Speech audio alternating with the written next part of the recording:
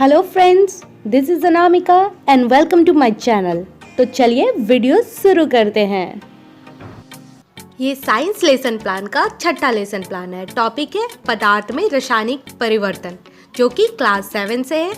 अगर आपने मेरे चैनल को अभी तक सब्सक्राइब नहीं किया है तो मेरे चैनल को जरूर सब्सक्राइब करें और बेल आइकन दबाना तो बिल्कुल भी ना भूलें, ताकि आपको मेरे चैनल से रिलेटेड नोटिफिकेशन मिलते रहे। तो चलिए अब हम लेसन प्लान देखते हैं।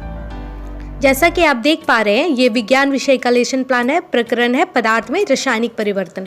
इसके बाद आपको विशिष्ट उद्देश्य लिखने हैं, जो आप अपने अकॉर्डिंग लिखेंगे। और पूर्व ज्ञान, बच्चे पदार्थ में रासायनिक परिवर्तन की सामान्य जानकारी रखते हैं।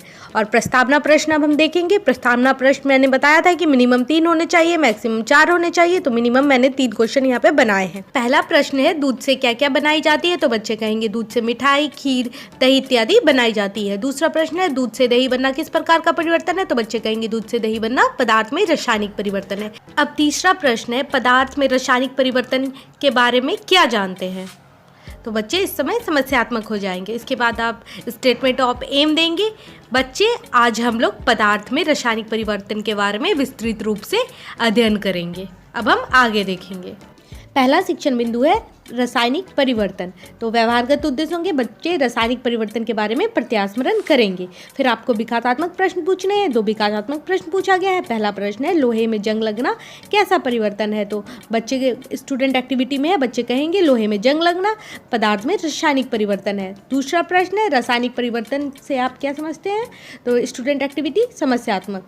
यहाँ पे आपको प्रश्नोत्तर प्रविधि का प्रयोग करना है, जहाँ पे विकासात्मक प्रश्न पूछा गया है। विकासात्मक प्रश्न के बाद है नेक्स्ट छात्र अध्यापिका कथन। जो आप पढ़ाना चाहते हैं वो आप इसमें लिखेंगे।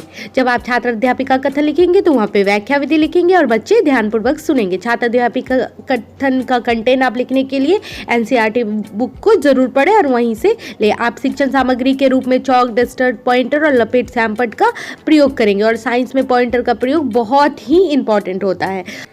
आपने जो सैंपट कार्य किया है उनको भी आप लेसन प्लान में जरूर मेंशन करेंगे। जहाँ पे सैंपट कार्य होगा वहाँ पे बच्चे सैंपट पे लिखे मुख्य बिंदुओं को अपनी उत्तर पुस्तिका में लिखेंगे। आप देख सकते हैं किस प्रकार मैंने छात्र अध्यापिका कथन किया है, क्या पढ़ाया मैंने, उदाहरण के साथ आप लिखे। आप देख सकते हैं। अगर आपने मेरे वीडियो को अभी तक लाइक नहीं किया है तो मेरे वीडियो को लाइक करें, और सब्सक्राइब नहीं किया है मेरे चैनल को तो ज़रूर सब्सक्राइब करें, क्योंकि जल्दी मैं 20 लेसन प्लान फिजिक्स के, केमिस्ट्री के, मैथ्स के, हिस्ट्री के, हिंदी के, सोशल साइंस ग्रुप के सारे अपलोड करने वाली हूँ।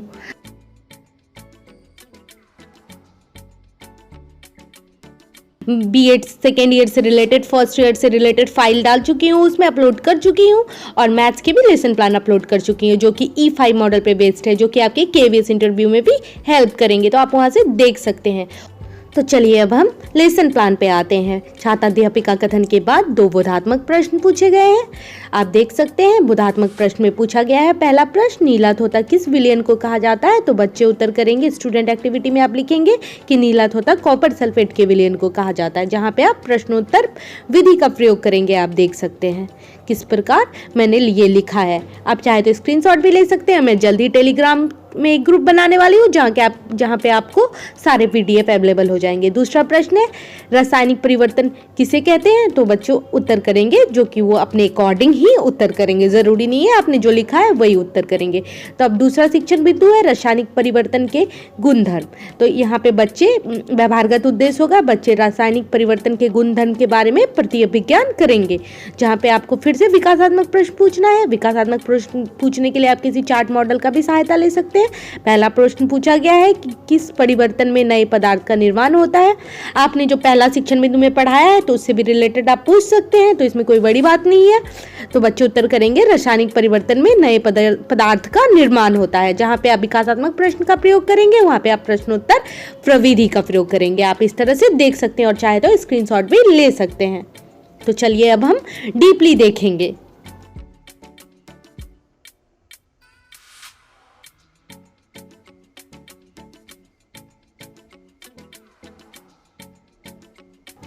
इसके बाद आप 2 विकासात्मक प्रश्न पूछेंगे। जहाँ पे विकासात्मक प्रश्न पूछा जाता है वहाँ पे प्रश्नोत्तर प्रविधि का प्रयोग किया जाता है।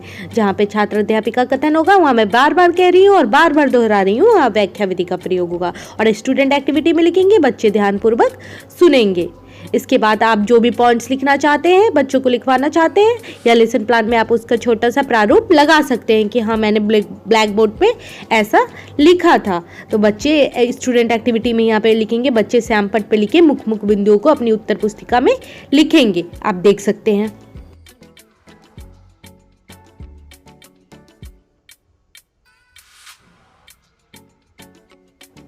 छात्र अध्यापिका कथन के पश्चात आप 2 बोधात्मक प्रश्न पूछेंगे। जैसा कि आप देख पा रहे हैं, मैंने पहला बोधात्मक प्रश्न पूछा है कि रासायनिक परिवर्तन में कौन सी घटनाएं हो सकती है।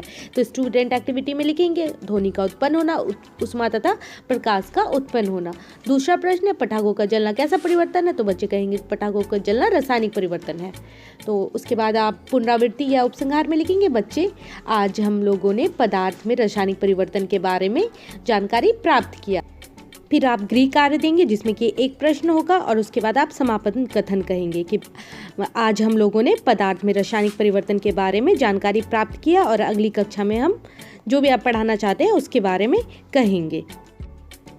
अगर आपको मेरा वीडियो अच्छा लगा तो मेरे वीडियो को लाइक करें, कमेंट करें और मेरे चैनल को सब्सक्राइब ज़रूर करें और बेल आइकन दबाना तो बिल्कुल भी ना भूलें और मेरे चैनल के लिंक को अपने दोस्तों के साथ ज़रूर शेयर करें।